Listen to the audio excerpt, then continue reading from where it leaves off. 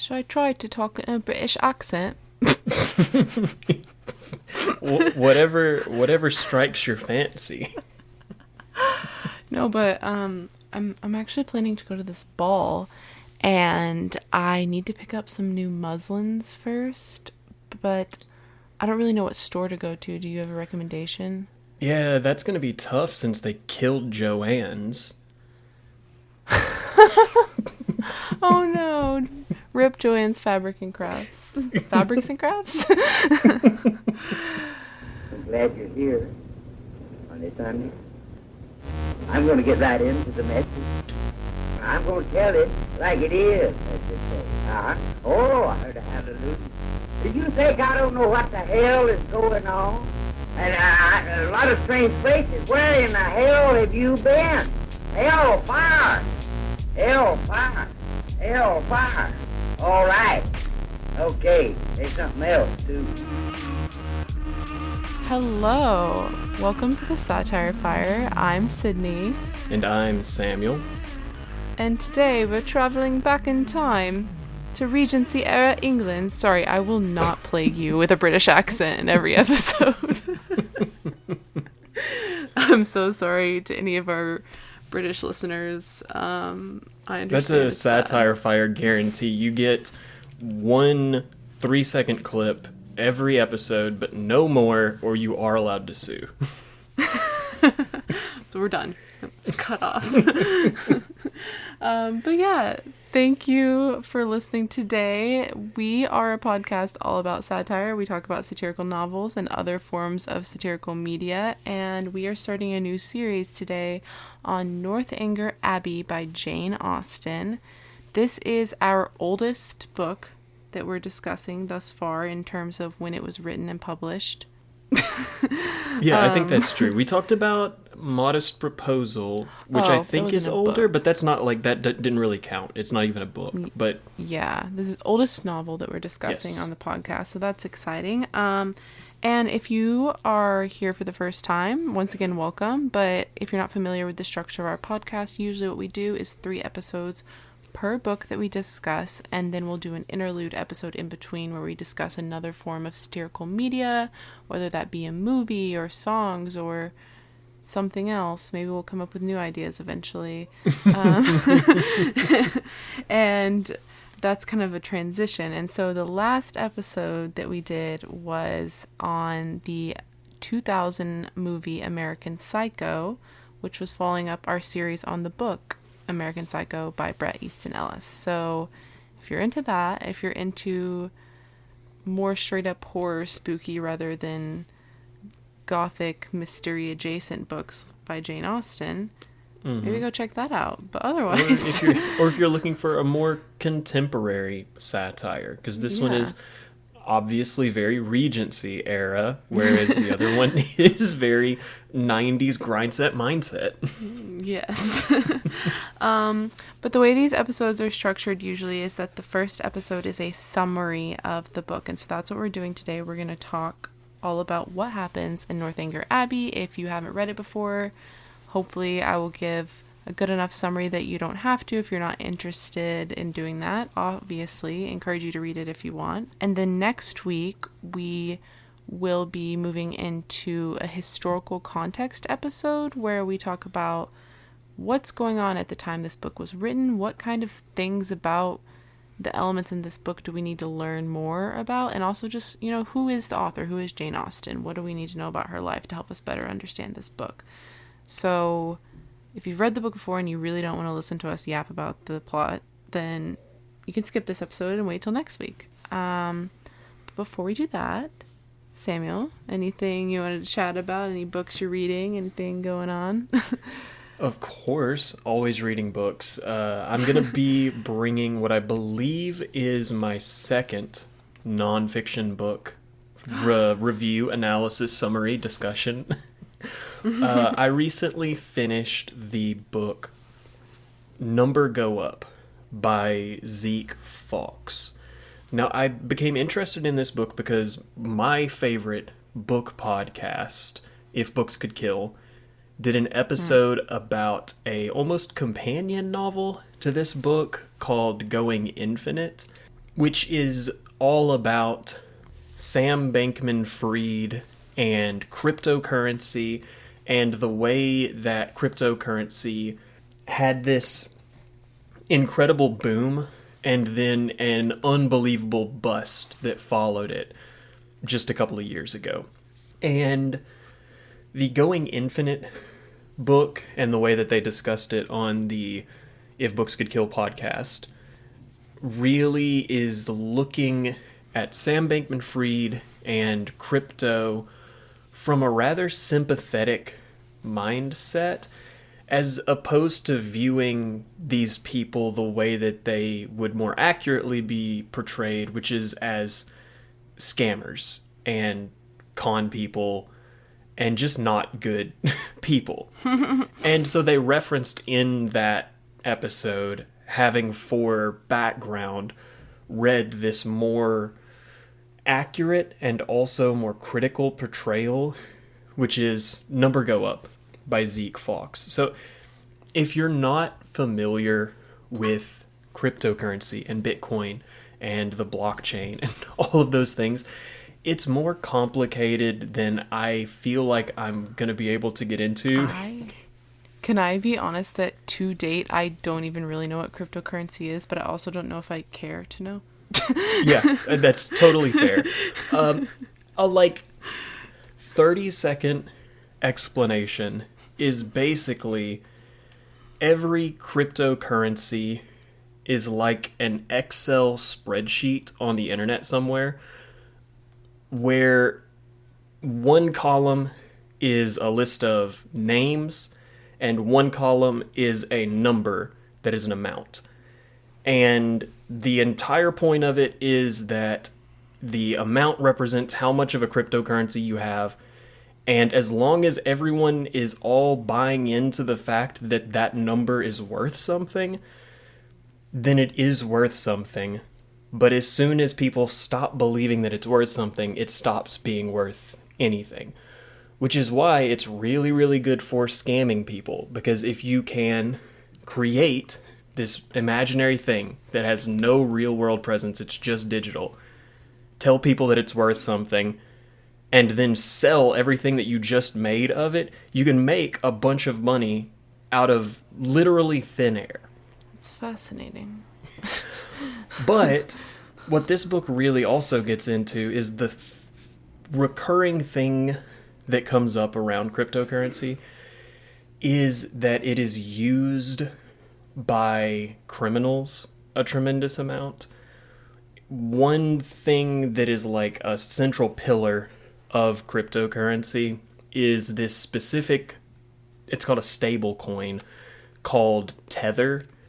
And it turns out that every single year, billions and billions of dollars in Tether are getting funneled through these call centers in Southeast Asia that are literal human trafficking and slavery workshops. And if it was not for Tether, these places could get tracked and get busted and get taken down. But because Tether exists, they're able to, without being traced, run $1 billion a year operation where they have literal slaves running phone scams. What? So I'm somebody who was always really skeptical on the concept of cryptocurrency and was very skeptical about the concept of NFTs as a thing. And when the whole thing kind of collapsed, I was like, yeah, obviously it was always going to collapse. This book does a really good job of explaining what was going on, what the mindset behind these people was, and what the fallout ramifications of this technology has been. So I really recommend it. I'd be interested in reading some more by this writer. I don't actually know if he has other books, but he's got at least one, and I really liked it. I'd recommend checking it out. I would also recommend checking out that episode of If Books Could Kill. So in that order, listen to If Books Could Kill, Going Infinite. And if you liked that, try reading Number Go Up by Zeke Faux. I, about a year ago, accidentally went to this Bitcoin themed bar in Greenwich Village in New York, where you could like pay with Bitcoin. And the only reason I went is because I had a friend visiting and I was trying to find just kind of like a chill pub type bar, and it seemed unassuming by name. And I get there and it's Bitcoin themed, and I'm like, where am I? And when I ordered like a beer, they were like, do you want to pay with Bitcoin or will you be using card? And I'm like, what? I'm like, I'll be using card. Thanks. Yeah. Sorry to be living in the 21st century or whatever, but I'll be using American dollars. It was very interesting. But have you been reading or watching or doing anything lately that you wanted to talk about? Well, I know that everyone is just waiting with bated breath for me to talk about the life of a showgirl, so I figured...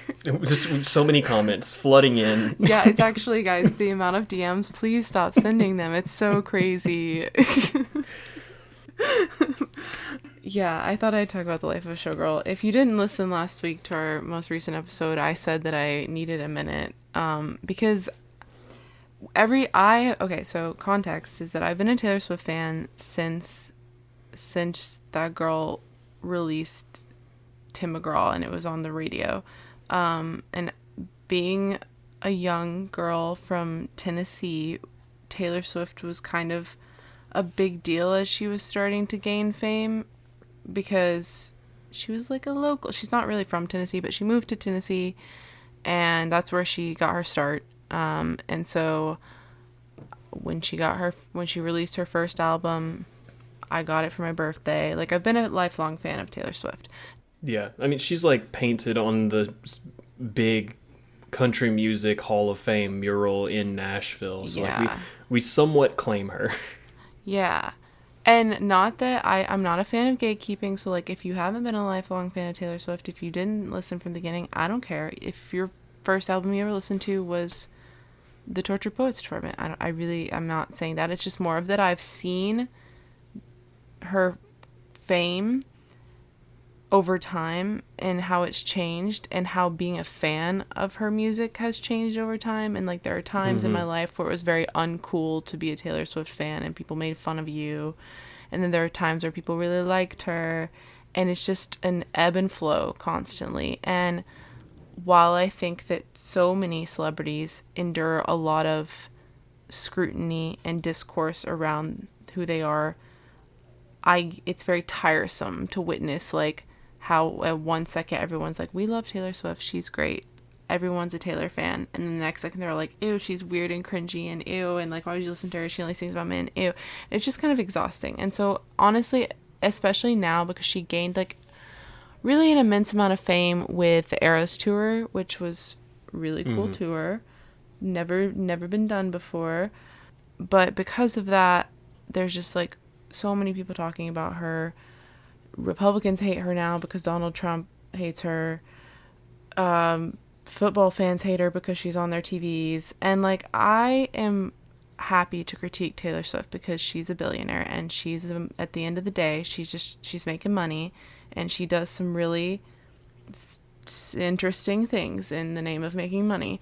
And so I'm not saying we can't critique Taylor Swift. I just always, at the release of a new album, am like prepared to be exhausted by the online discourse. And so with that, I think some of the things people are doing are crazy. But all that being said, I don't want to talk about the online discourse about this album. I just want to simply give you my opinion of it, which is that it's fun and it's funny. It's very different from the album that she released before that, Tortured Poets Department. That one is very deeply emotional and raw and waxing poetic. This one's not that. This one has lyrics that are cringy. It has a couple lyrics that I'm like, hey, I don't want to listen to that. But it also has some lyrics that I like and I think are pretty, and it has some musical choices that I like the musicality of some of the songs, and also it just has some banger pop songs. And so I like it. I've been listening to it a lot. There's a couple songs that I have been skipping when they come on. But I think, that's okay, because no one is requiring anyone to like just people are so crazy about her. Like, there's the super crazy fans who are like, I can't believe you critiqued her in any way and didn't like that song. And then there's the other people who are like, she should die for existing. But yeah, I've enjoyed it. It's definitely, I'm not really in a showgirl place in my life, and so I'm kind of like, it's hard to be a showgirl Taylor when I'm not a billionaire engaged to one of the most famous NFL football players. But Yeah. And I will allow that, like, a bit of it is a little tone deaf in terms of where we are in the state of our country, in the United States. And it's a little like, I'm glad that you have money and fame and a husband. But I've really enjoyed it. And I also want to say my last thing. Well, one of my favorite songs is Elizabeth Taylor. I just really like the beat. I think it's fun. I like the symbolism of Elizabeth Taylor. I think that's quite, like, self-aware, actually. So, Okay. And I also really like, I think Honey's fun. I like The Fate of Ophelia. I think that one's fun. I really don't like Wishlist. That one does make me cringe a bit. Anyways, but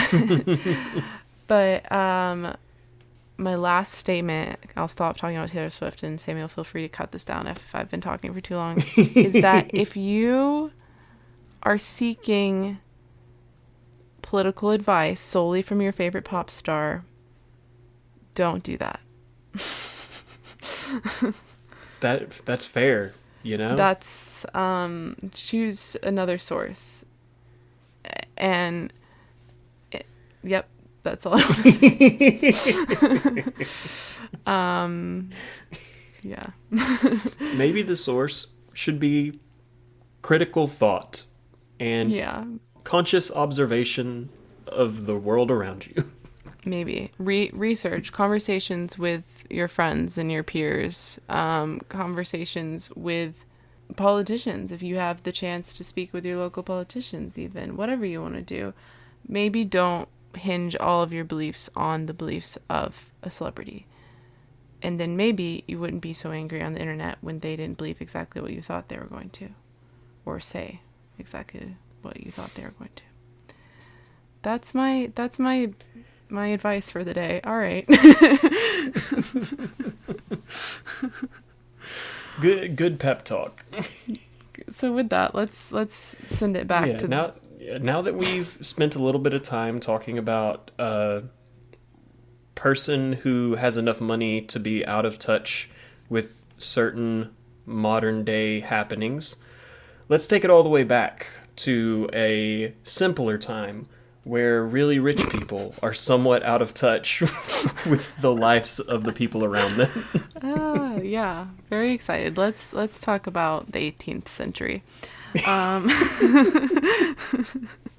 So, Northanger Abbey. This is really exciting for me. I was looking forward to discussing a Jane Austen novel because I think it's a different form of satire than we now regard satire to be. And also, it's a form of writing that is just, in some ways, not common anymore. Not just because of the language they use, but also the style. And a couple things that I wanted to point out ahead of time, if you are deciding to endeavor on reading this book, or you have read it and it's been a while, is that there's just like some literary tools and things that are quite different about this book than what we're used to. One being that, like, there's no clear narrator. It really shifts a lot between different forms of narration. So at some points the events are just being described, and the narrator doesn't seem to necessarily be all-knowing of the thoughts and feelings of the characters. But then other times it's like third person in a way that like a particular character is seeing them. So like, for example, the main character of this book, Catherine, it might be third person Catherine's perspective. But then other times the author, Jane Austen, is directly addressing the readers. And so that can be kind of confusing at a first read if you're not used to that. And I think that's interesting. I think that the direct address to the readers was somewhat common to this era. We can talk more about it next week when we talk about the historical context. But that's something that's very interesting. Obviously, the language used is a different type of English than we speak now. It's not quite Old English or anything. That would be hard. But but it is just how would you describe it, Samuel? It's a lot more formal. It's a lot more, I think that so for me it's a lot more formal. And then I also think that you can feel the sticking points of the language where it has not yet evolved to where we are today, where people are using more words to say something than what we would use to say the same thing today. Maybe because we've come up with a different word for that, or maybe because we have come up with a different rule for those situations. But it definitely is at times very flowery and overly descriptive, but at the same time, at times very stilted. And yeah, it's very stylistically different. I don't think that you're going to necessarily run across a lot of words that you don't know what the meaning of them is because it's that different. But you're going to read a sentence and go, damn, why'd you say it that way? That didn't make a lot of sense. Yeah. And I would say that also, I think that a critique sometimes I hear about, like, people not liking Jane Austen or not liking the Bronte sisters, is that it's lacking in emotion. But not lacking in emotion, but, like, the emotion is not received in the way that, like, you would think. It's like a romance story, but then you don't feel particularly strongly about that romance. And I think it's just because at that time people didn't express their undying love in the dramatic ways that we do now and we see in media now. It was expressed much more formally because it wasn't proper to be like, I'm in love with you, do you want to get married and have babies? You can't say that. That would be a scandal. So yeah, which is another thing about it that I think is a valid thing to bring up while we're talking about if you are about to read the book or not.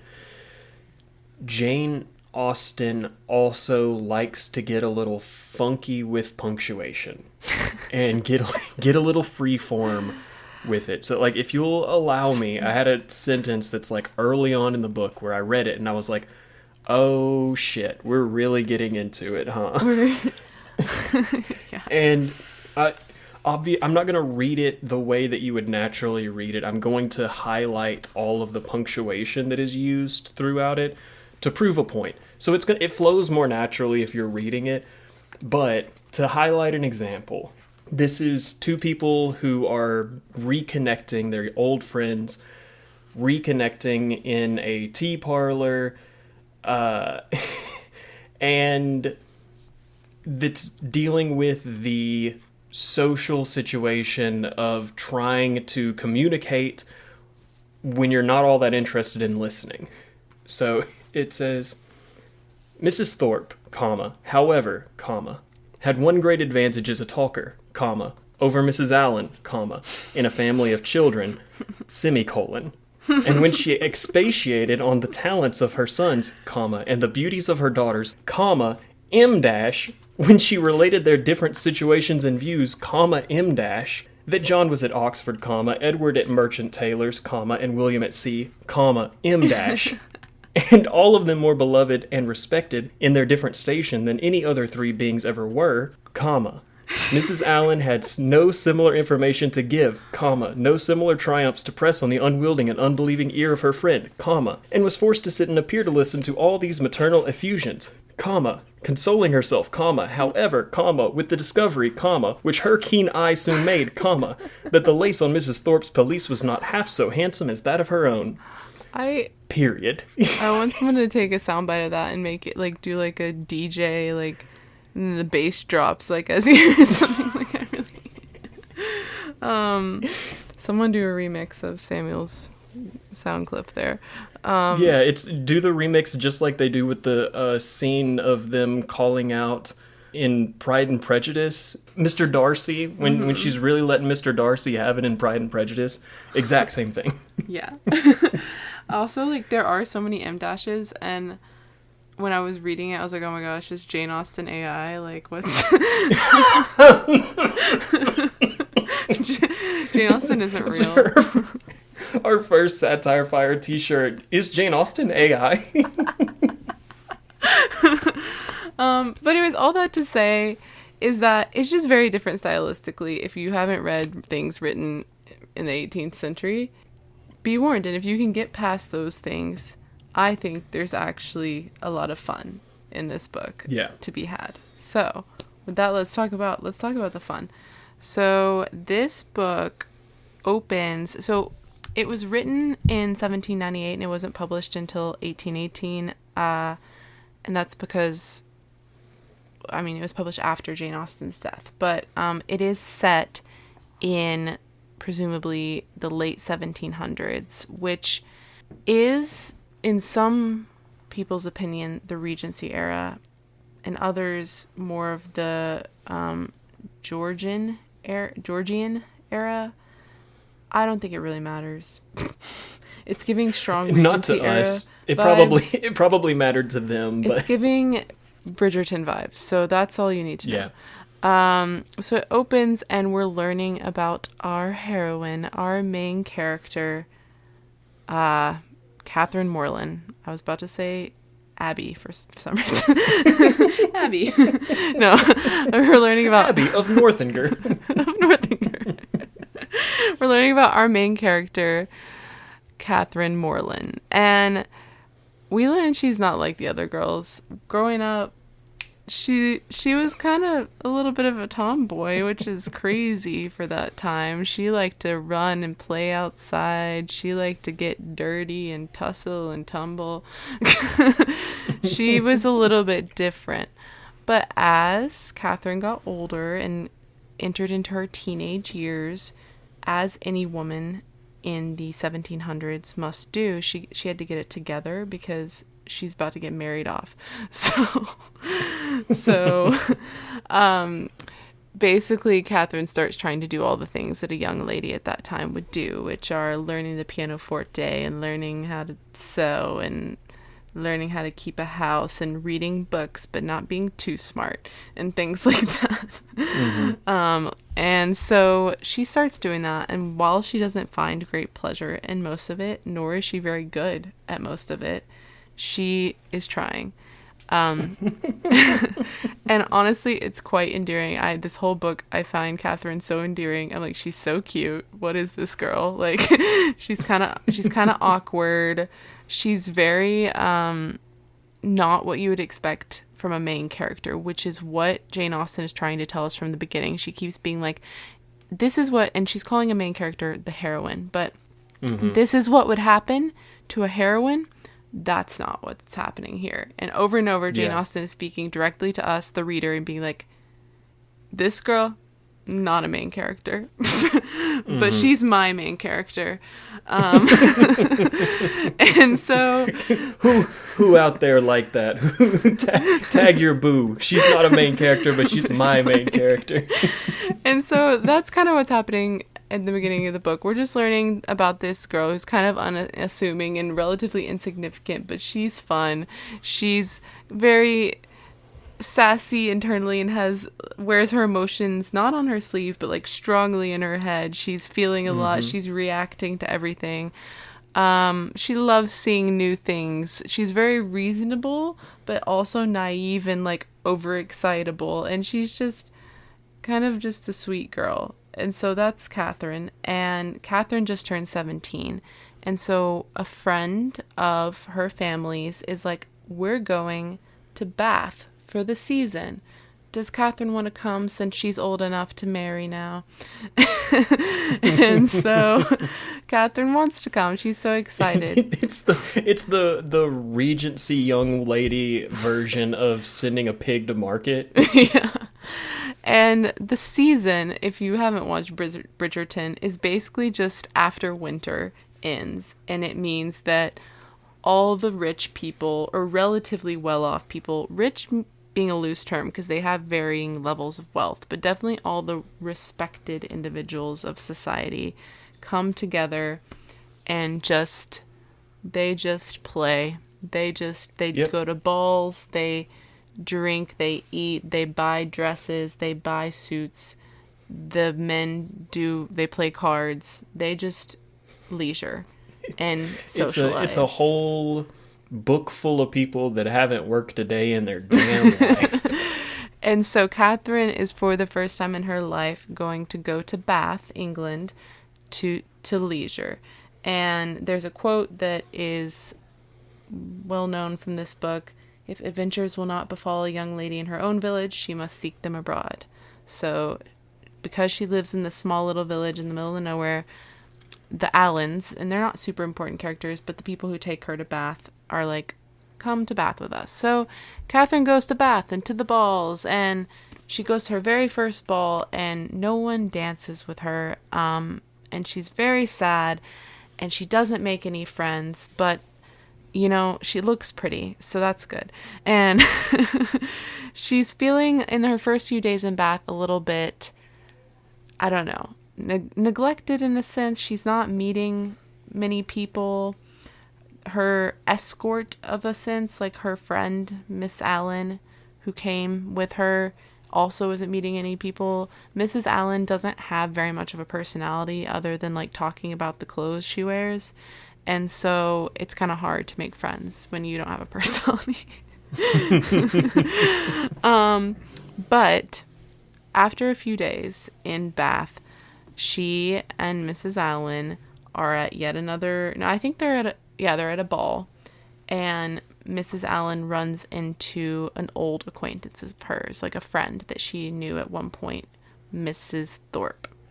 And so thus begins like Catherine's time in Bath. She meets several characters. So now I'm going to rapid fire all these characters. So she meets Isabella Thorpe, who is, well, I'll tell you more about her, but the daughter of Mrs. Thorpe, and is just very expressive, very like, oh my gosh, Catherine, we're best friends at sight. I love you and everything about you. Like kind of gushing with love for friendship, but is very over the top.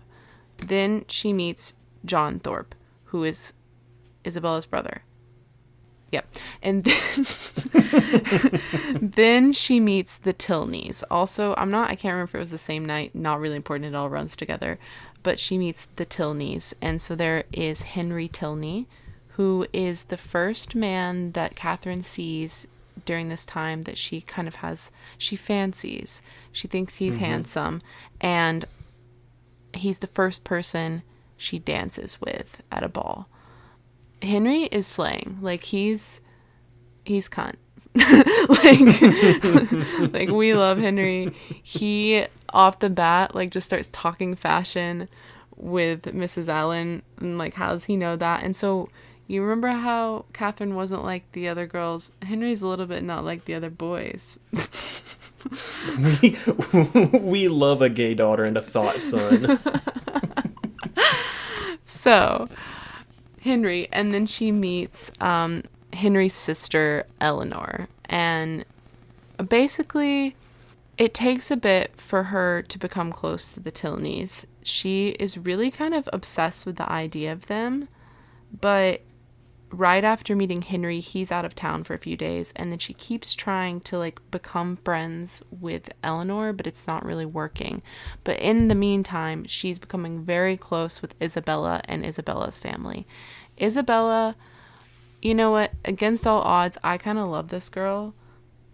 she's not a good person, but like I think she's a survivor. Like I think that Isabella, I don't know what are your thoughts on Isabella? Like if you were gonna I think she is a little bit boy crazy, but it makes the book a little bit more fun for it. I think that she obfuscates her thoughts and her intentions to a degree that Catherine doesn't, which adds a lot of interest and humor to the book. I'm thinking specifically of a scene not too long after they meet where they're in a tea room and Isabella's like, oh my god, those two guys over there, they're checking us out. And Catherine's like, oh, do you not want them to be? And Isabella's like, obviously not. Let's move over to the register book that's a little bit closer to them, but then they're not going to look at us. And then they go to the register book, and the two guys leave. And Isabella's like, oh my god, I wanted to take you to a store. Let's leave and go to the store right now. And Catherine says, no, if we go to the store right now, then we're going to catch the guys that were just staring at us. And Isabella's like, that's fine. We'll just walk past them really fast. They won't even notice. Oh my gosh. Isabella's like, also, she truly, I think, has a lot of love for Catherine. And yeah. I, especially early on in the book, think she paints a beautiful picture of female friendship. Like, she's like expressing her love openly, and she's prioritizing time with Catherine over time with anyone else, including the men who she pretends to hate but actually wants their attention. I really like her. Later on, she does some crazy stuff, but we'll get there. She gets messy. She gets messy. It's okay. Sometimes we're messy. Then, in hanging out with Isabella, Catherine also ends up hanging out with John, who her brother, a lot. And also, forgot to mention this, Isabella has been hanging out with Catherine's brother, James. Yes. So, because John and James are school buds. Yeah. So John and James know each other. Isabella has a crush on James, but she's not admitting it, but she does. But also keep in mind, Isabella has a crush on most men. So, and so they kind of become this like group of four. They're all hanging out. Isabella with James, Catherine with John. But the issue is that John is insufferable, and every time he speaks, you wish you could stop reading the book. Yeah. John constantly brags and tries to like elevate his worth, his everything about himself. He tries to make himself seem better than he is, like he has more money than he does, like he is more intelligent than he is, and also like he is more intelligent, has more money and more class than everyone else in the world, including his friends, including like he just won't shut up. There's a word that's used in the book that I really like that is not used anymore, but he's described as a rattle, which means he won't shut up. And they're all hanging out, and Catherine doesn't particularly like John, but Catherine's pretty agreeable as a person and like will hang out with people even if she doesn't like them, and kind of sees the good in people. And so they're hanging out, but then things get a little dicey because remember, Catherine's trying to get close to Eleanor and Henry as well, but Isabella and John keep trying to like trick her out of hanging out with them, and there's all these kind of just like catty, like high school-esque schemes to get Catherine away from the Tilneys, and it's making Catherine upset.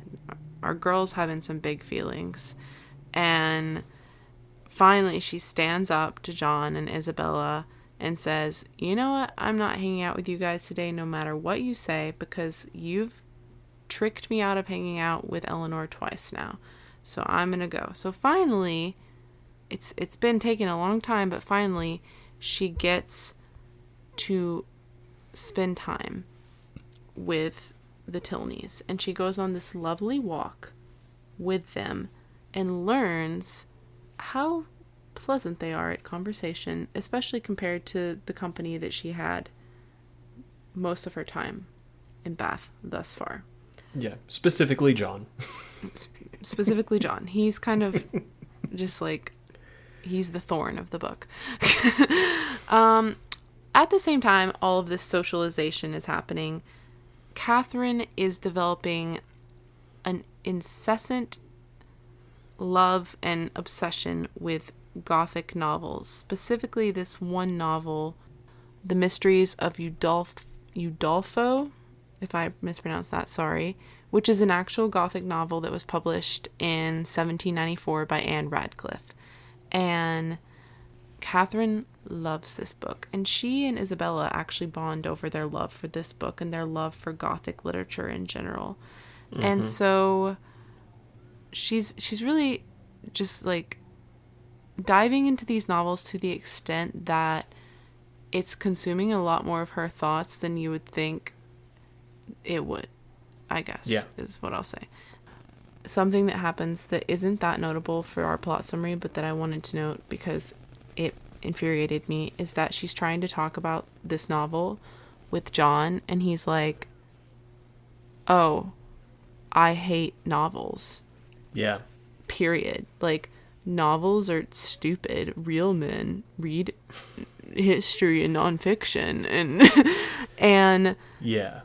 Then, though, basically he talks himself in a circle because he's trying to act like he hates those Gothic mystery. Those are bad. And he names, like, he's like, that's that book by an author, and he was wrong. Like, he didn't know what he was talking about. And Catherine goes, oh, no, actually, it's by Radcliffe. And he was like, oh, well, Radcliffe is good, but maybe, like, he tries to, like, shake it off like he wasn't wrong. And it is just really an infuriating scene to read because there are men like this today. So they just keep making them.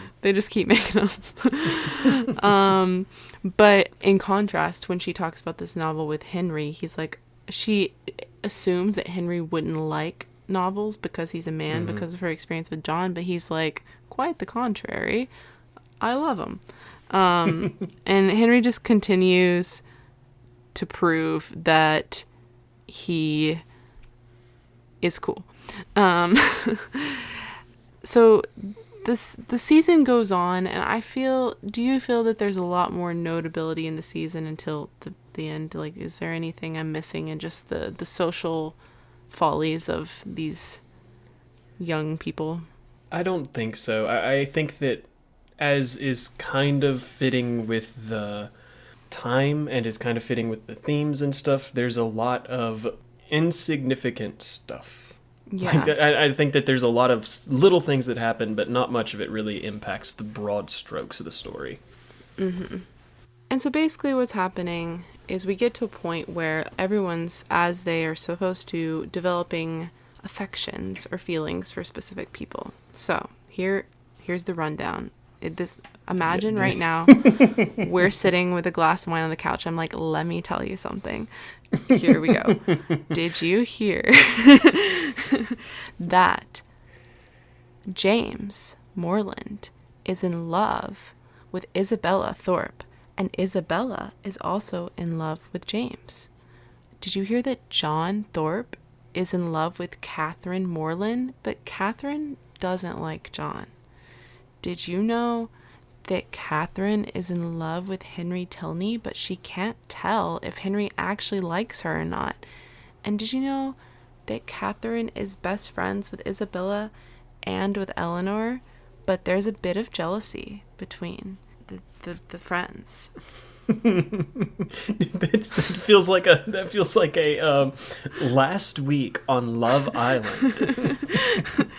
So basically, all of that is true, and thus chaos ensues. So James and Isabella get engaged. That's really exciting. Isabella and Catherine are very excited because now they're not just best friends, they're going to become sisters. John does not tell Catherine how he feels, and instead writes to his sister and says, can you tell Catherine, like the man he is? And Catherine says, I don't like him. That's that. And he's kind of upset about it. He's offended.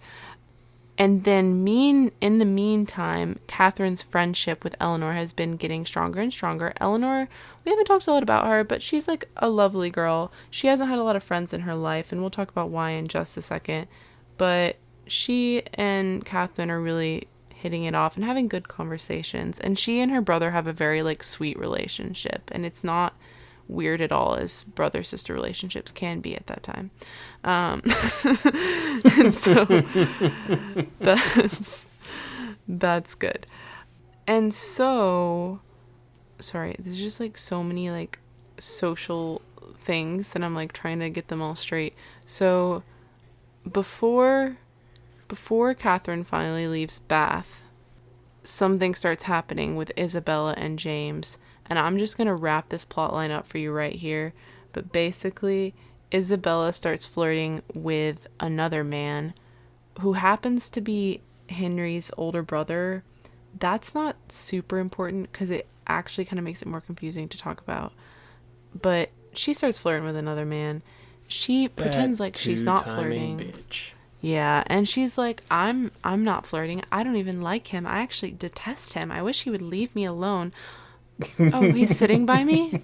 No, I don't want to leave, actually. I can't. I'm so tired. I have to sit by him. So she's doing what Isabella does, and she's flirting, and she's dancing with him as well as other men potentially. And all this time, James is off, like, at his family home, securing the logistics of their marriage, because, you know, marriages were like, how many horses and money and things are we gonna get? And so, like, what's this dame worth? And so he's doing that with his parents, and he's not there to see all this happening. But Catherine is, and she's starting to get a little confused because she loves Isabella, and that's one of her closest friends. But Isabella's being kind of weird, and Isabella's being kind of messy. But it doesn't trouble her for too long, because shortly after, Eleanor invites her to come with her and her family to their estate, the Northanger Abbey. For those who don't know, an abbey is basically like it's like a church complex with, like, multiple buildings, towers, ramparts. It looks almost like a castle, but was once, I don't know if it's still a church or if they just live in this and it used to be a church. I'm actually slightly confused on that. But from my understanding, it's like a community of religious people that has an attached church. So, like, very, like, nunnery adjacent or monastery adjacent, I think. And they're very, they're beautiful. They're spooky. And Catherine says yes, she's very excited. And so she heads off to the Abbey with Henry and Eleanor and their father, General Tilney. We learn that Henry and Eleanor's mother died 9 years ago, very suddenly. And we start learning a little bit about why Eleanor is the way she is, and it's not super important, but it's sweet to read about. Eleanor is very, like, shy and has been used to tragedy and being alone, and so she's feeling, like, really loved by Catherine's presence and is really happy for Catherine to be there. They spend a lot of days walking amongst the grounds, through the Abbey itself, seeing the rooms, but General Tilney's kind of, like, being a little weird about certain rooms and being like, don't go there, which, to be fair, it's his home, but he's being a little weird about it. At the same time, she starts noticing that General Tilney has this, like, temper that he just, like, flies off the handle and yells at the people who work for him, and he yells at his children, and he just gets angry all of a sudden. And while he's being very nice to Catherine, she witnesses this and is feeling uneasy. And then remember the Gothic novels we mentioned? Well, our girl Catherine, she's obsessed with them, and she's comparing everything that she sees in this castle-esque building to the novels, and she's working herself into states of fear that are just, like, somewhat irrational, but it's very fun to read. And I'm gonna teaser is that I'm gonna read some of these passages next week when we're talking about Gothic novels and, like, what devices Jane Austen was employing. And so there's just these little instances where like there's a storm or there's wind and there's a creek and there's a dark corridor and all these things, and Catherine's just like working herself up because of all this, and somehow works herself into this crazy theory that General Tilney either murdered his wife or he is imprisoning his wife somewhere in the Abbey and no one knows about it but him, and is a cruel man, is a scary man, and is like, is he gonna murder me? And she even comes up with this crazy theory that like at the funeral it was a wax body and there was actually no body, and like she's just like her imagination is running wild. Yeah, it's got a lot of the vibes of paranoid middle-aged woman who has listened to too many true crime podcasts. Yeah. And so because of this, she needs to find out the truth for herself. So she starts snooping. And finally she is snooping in what was the mother's room. And she's not caught in the room, but as she's leaving the room, Henry surprises her and runs into her and is like, "What are you doing?" And she's trying to talk herself around what she was doing, trying to like make up excuses, but eventually she kind of asks leading questions that allow him to guess at her theory, and it kind of upsets him. He honestly, to me, he seemed more shocked than angry. I think Catherine took it to be like that he was angry at her, but he really was just like, "Girl." Yeah, it would be shocking for your mother to die and then a girl shows up who says, "What if she didn't though? Have you considered that?" And so basically he like explains in detail his mother's death to her and is like, "You're wrong. Can you go to your room now? You're being weird." But Catherine agonizes. She loses it as any teenage girl would and is like, "You'll never love me. My life is over. I've made the biggest mistake ever by saying that his father is imprisoning his mother potentially and she didn't actually die." But it's really funny because when reading the book, that agony is like a page and a half. It's not even that long because then like Henry is just being nice to her the next day. But it's like so dramatic for a second. So back to the story with Isabella and James. Right after this happens, Catherine gets a letter. Turns out James and Isabella aren't getting married because Isabella, girl boss too close to the sun, as Taylor Swift said. No, Isabella, she girl bossed herself a little too close to infidelity. Yeah. And so James is like, "Hey, do you actually love me? Why are you doing that?" And anyways, they called off their engagement. Catherine's distraught. She's really upset for her brother. She later gets a letter from Isabella where Isabella's kind of being like a fake bitch, honestly. And it's kind of sad because love the girl, but she's contradicting herself right there in writing. And so... You can't be making receipts like that. Yeah. And so unfortunately, Isabella is out of the story. But fortunately, John is mostly out of the story too because of that. So, and then basically the culmination of this entire fun, silly plot is that she's having a great time at the Abbey, especially after the whole deceased wife matter is over, and she's not really scared anymore, and she's like, "Wow, how silly was I being?" But then suddenly the general, the one that she originally thought potentially was a murderer or an imprisoner, he just makes her leave out of nowhere, and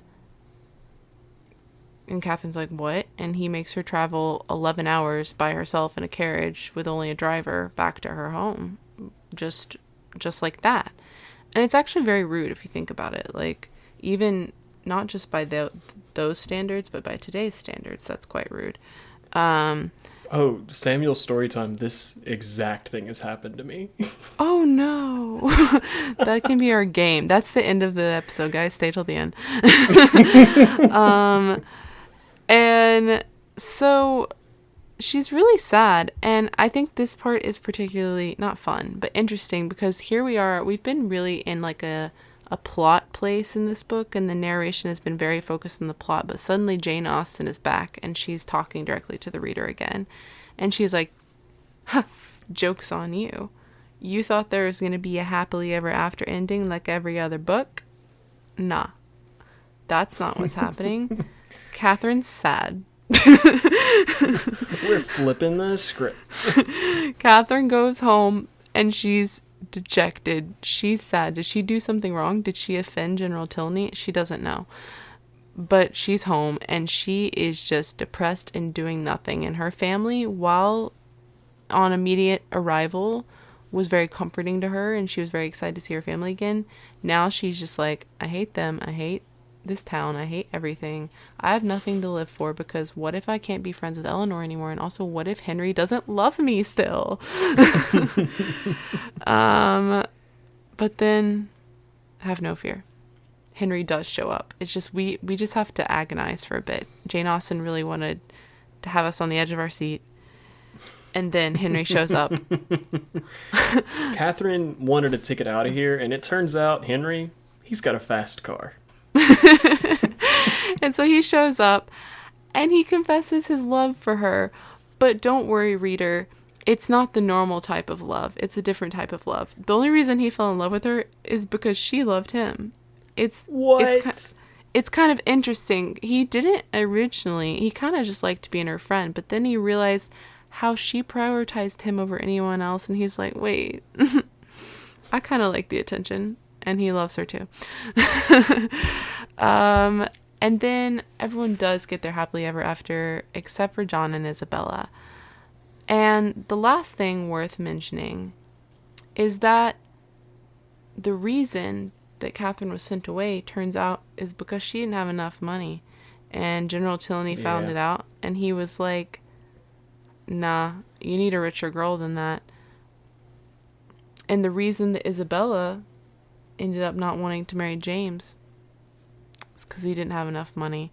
So not only do we have all of this discourse about Gothic novels and the frivolity of rich people, but we also have some discourse about classism in the 18th century.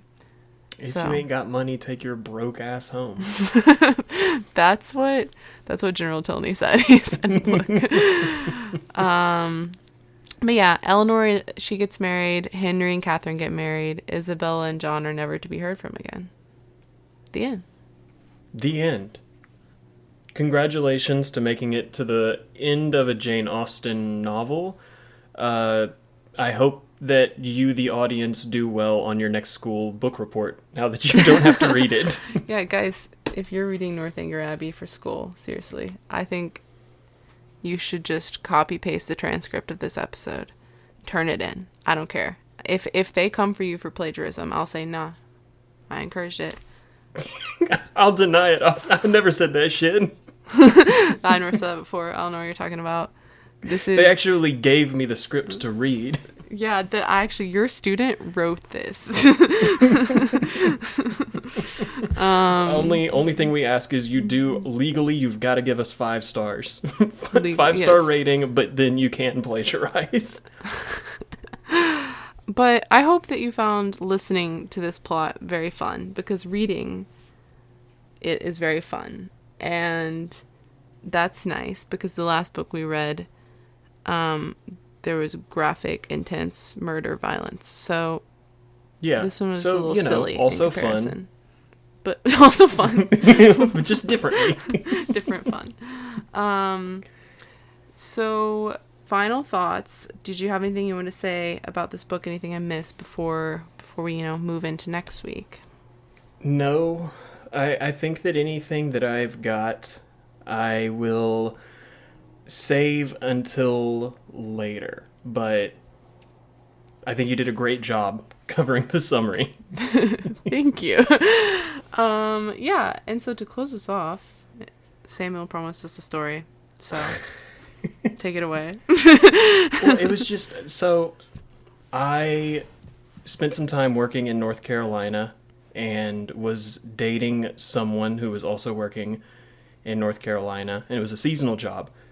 And our season had ended, and we had intentions of driving and seeing a couple of places and just kind of road tripping for like 3 or 4 days after the end of our season.